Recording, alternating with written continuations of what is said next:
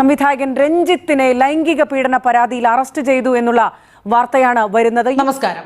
ഒന്നിൽ പിഴച്ചാൽ മൂന്ന് എന്നാണല്ലോ അല്ലേ? ഇതിപ്പോൾ മൂന്നാമത്തെ തവണയാണ് സംവിധായകൻ രഞ്ജിത്തിനെതിരെ പീഡന പരാതി ഉയരുന്നത്, പോലീസ് കേസ് രജിസ്റ്റർ ചെയ്യുന്നത്. പക്ഷേ ആദ്യത്തെ 2 തവണയും രഞ്ജിത്ത് രക്ഷപ്പെടാനുള്ള കാലാവസ്ഥ, അന്തരീക്ഷം ഒക്കെ ഇവിടെ ഉണ്ടായിരുന്നല്ലോ. രഞ്ജിത്തിന് അനുകൂലമായിട്ടുള്ള കാലാവസ്ഥയാണ് ഇവിടെ ഉള്ളത് എന്നതിനാൽ 2 പ്രാവശ്യവും രക്ഷപ്പെട്ടു.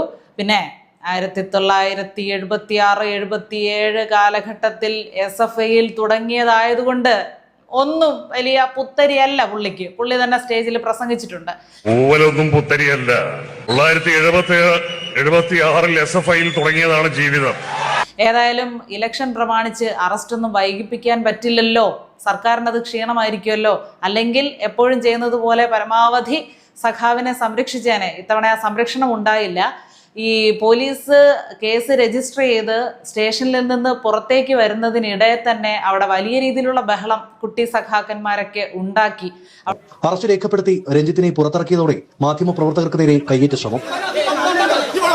അവിടെ പരമാവധി ഒരു സീൻ ഉണ്ടാക്കാനൊക്കെ ശ്രമിച്ചു, മാധ്യമപ്രവർത്തകർക്ക് നേരെ കയ്യേറ്റം നടത്തി. ഇതൊക്കെ സ്വാഭാവികമായിട്ടും സഖാക്കളിൽ ഒരാളെ അറസ്റ്റ് ചെയ്യുമ്പോൾ ഉണ്ടാകുന്നതാണല്ലോ.